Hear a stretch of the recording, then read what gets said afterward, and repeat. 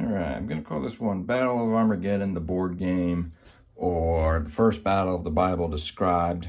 I'll think of something. But because there's so many games out there all claiming to be realistic, and I kind of wanted to do one where it actually explains, what's really going on here, okay? And it's fun because we've described in my other videos, it's just 4 verse 5, but if you want to count the pontifex, it's 5 verse 5, right? So in this game, you're playing the pontifex, okay? Or Nimrod, okay? We described that this guy, Armageddon, is really Nimrod. So basically what goes on here, word comes to Nimrod that the Sodomites, so Nimrod's living over here, right? And then the Sodomites over here aren't paying their tribute or their taxes, okay? So, we're going to have to go take care of that. So now, back at home base, back here in Babylon here, okay, we're kind of camping out the 5 kings here in the chain gang. Basically, we've got to get some preparations, okay? So let's take a couple goats for, because we're going to need to check their kidneys and their livers, right? Like in Ezekiel 21, where Nebuchadnezzar had to check the kidney or the liver to get an omen, okay? So we're going to get some preparation here, some sacrifices, if you will. All right, a couple goats. Don't forget those. All right, or sheep maybe work too. And then you're going to need a Vestal Virgin. And now the Vestal Virgin, again, it's all about the omens or the signs, if you will, right? So now we can see we got a Vestal Virgin. Okay. All right, let's get going. So now remember, so Nimrod is of a Cyclops class, okay? He's a one-eye Edomite. What does that mean? It means he has terrible depth perception. So it's about, he's got to go up north, and then kind of by Nineveh, and he's got to go down to Sodom, Valley of Salt, the Salt Sea, right? So that's about a 2-inch journey there. You see that? But they don't know, because he's got one eye, he's got terrible depth perception. Because when you try to explain this stuff to people, they only have one eye, so they can't see below the surface. That's what the one-eye Edomite or the one-eyed man means, okay? So we're going to have to roll. So we said, let's roll 2 dice. Okay, we need to get a, let's say a 2-inch. 2 inches. You're going to need to get a 2 total. We got 1, 2. Okay, so perfect. So that gets Nimrod from Babylon to Nineveh. Okay, so now he's going to need some conscripts, some recruits, if you will. Okay, so that means, what does that mean? It means he's got to get meat shields, sacrifice, soldiers. Okay, so we got the 5 kings, but they're going to need some plebes, if you will. So now he landed in Nineveh. And he sees let's say on the other side of the Euphrates, there's an unsuspecting village. But, ooh, look at this. All right, so now before we get into the next phase or scene, if you will, we're going to need to look at our options. We got a tech tree. Looks like you can invest here. Let's see what, let's roll 1 dice here to see what age we're in. See if we're in a church age or a state age, or a bronze or iron age, if you will. So let's see, let's roll this, and we've got a 4. Okay, so we're in the state iron phase. Okay, so, and Nimrod's, let's look at his stats. 666 hit points. Cyclops class, depth perception is null, guys. Okay, pride is 5 out of 5. That's good, I guess, for this case. And his specialty is erecting an obelisk. Now, there's a couple things you could do here. But before we go to the pharmakia stage, or the recruitment stage, we got to look at our initiation, or the Tartarian conspiracy phase, okay? Because before the phoenix blows itself up, like we said in my other videos, is you always have a grand initiation of the masses, okay? That was a swastika in Nazi Germany, whatever you want to say. But that's the Tartarian conspiracy. So we're going to need to get an east wind. Very complex, but because we're going to have an additive we roll to the dice, okay, guys? So let's say the east wind's always coming out of 090, so then we're going to get, let's say, since there's 5 kings, let's get our east wind number here. Okay, so it's 13. What a good number. Oh, good lucky roll. Or unlucky roll, depending on how you want to look at it. All right, so, okay. So it's 0, and let's say that course to from, let's see here. Oh, what do you say? From Babylon to Nineveh, what we call that, about 310 heading? All right. So wind's about a 090. We said that at 13 knots, and it was going, let's see.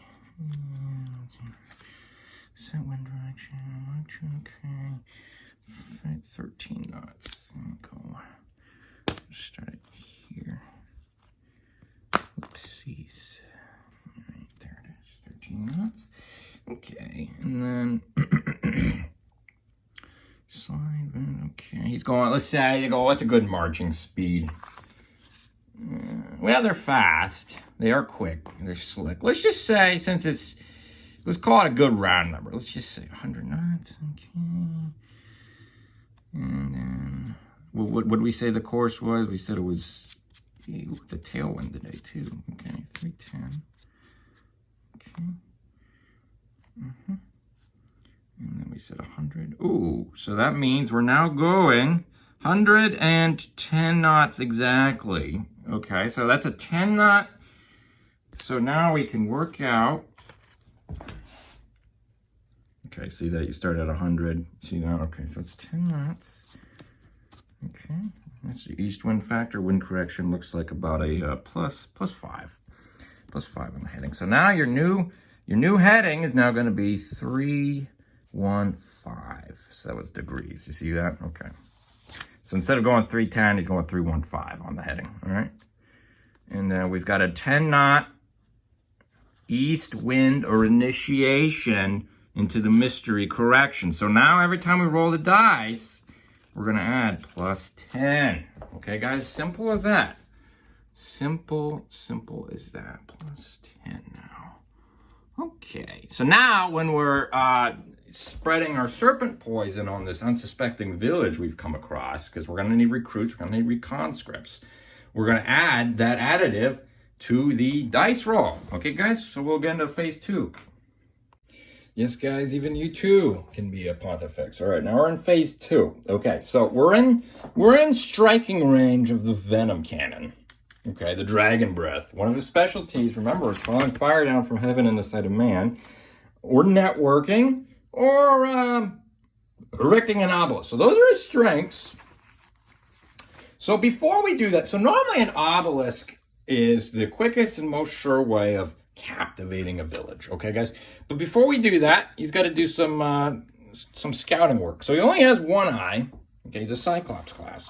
So if he had a Jacobite could see across the river and tell you how many were there, but he can't see that, so he's got to go and do some investigating.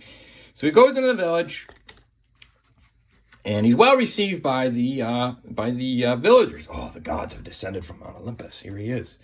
Okay, so normally, if they had a high priest, he would just talk it over with their high priest and be like, all right, I'm going to need, X amount of meat shields for my campaign into Sodom. They'd be like, all right, we'll give you, 1,000 battalions of the finest meat shields, right? To fight your useless war. But let's say their high priest is out soliciting another village, maybe Lebanon or something, trying to get some slave labor, perhaps. So he goes, oh, there's no priest home for this village. So he goes back across the rivers and he consults with his omens. So like in Ezekiel 21:21. Let's take a little spear of destiny.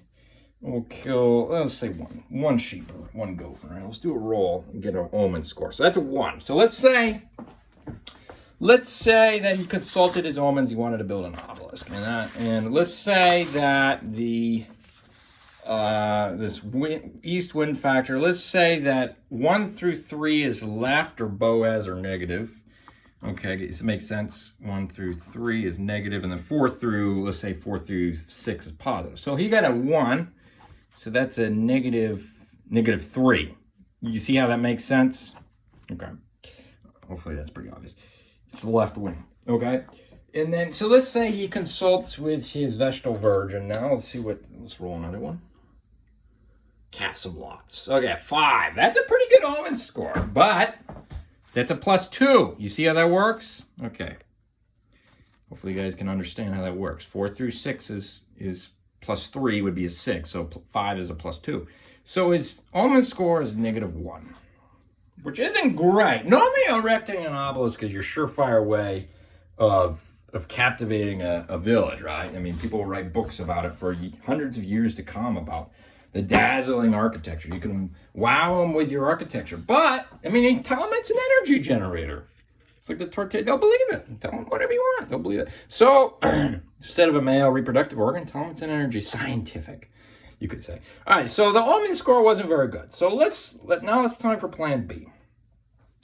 Now, plan B is going to be get them with lies and deceit. Okay, guys?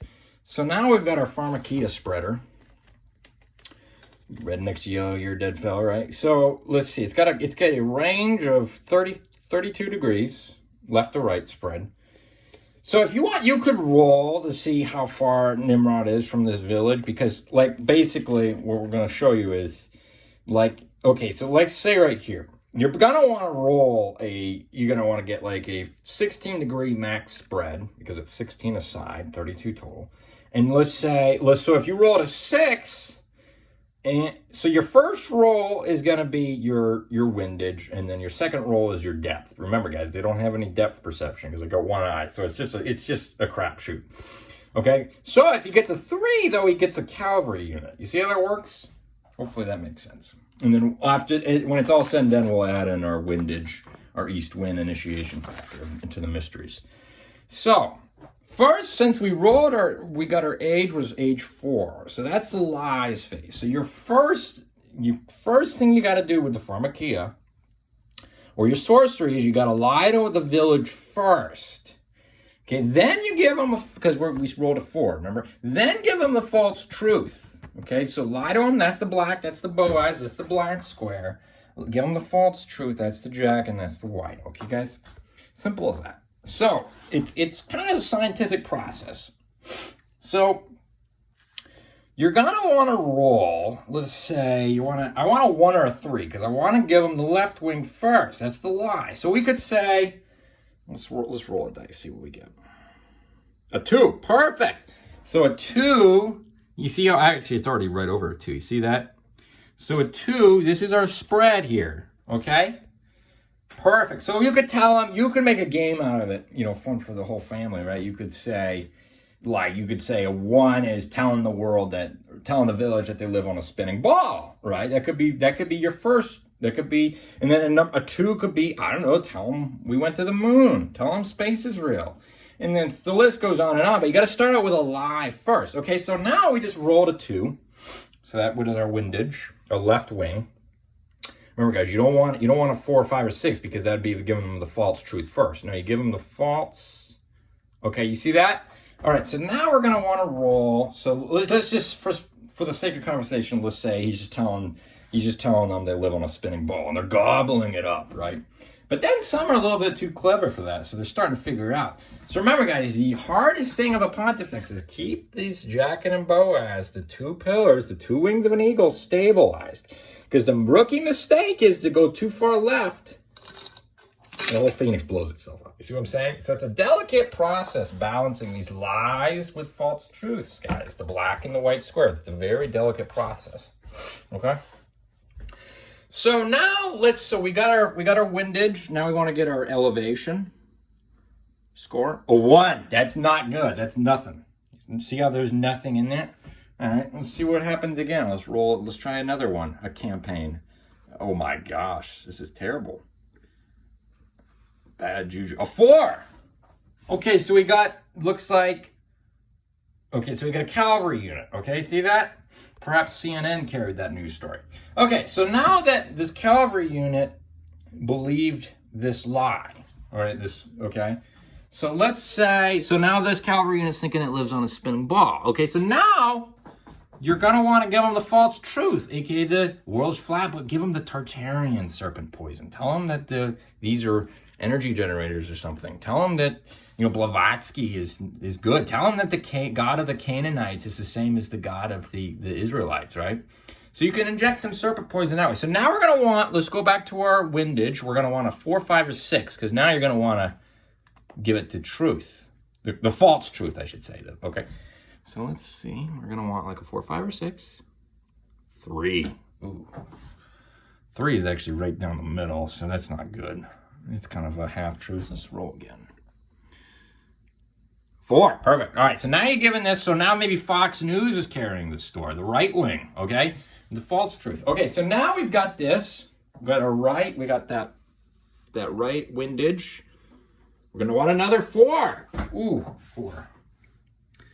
Well, that's kind of close. See how the 4 overlaps? So you got, let's just say that was either 3 or 4. You got yourself a cavalry unit, okay? So now that, you can keep doing this forever. I'm not going to bore you with this concept, but now Nimrod's got his conscripts. Better luck next time. If he rolled a 6, he would have got maybe 3 or 4 of these guys, these units. Okay, guys? So, anyway, he goes back home with 1 cavalry unit. He was able to dazzle him with the lies and the false truth. So now this whole village doesn't know what to believe. They think, some of them think they live on a spinning ball. Others think that it's flat, but there's this Tartarian concept and there's a mud flood.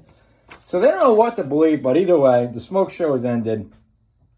Now, the first world is much easier to fool than, say, the third world. The third world's used to seeing magic tricks and witchcraft and all that. So you're going to, instead of saying, like the first world, just dazzle them with tight jeans and music and smoke shows and shirts that go down to the guy's knees. Okay, that would be an easy first. They just want to feel good, right?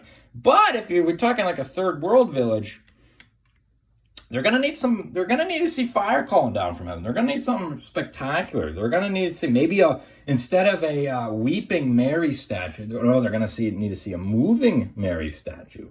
So you're gonna need to dazzle and pull out the big guns if it's a third world. So that's just something to factor in. You could roll that. Okay. So now we've got our conscript. And then I'll probably have to do another video for the actual battle against the Sodomites. Okay, guys?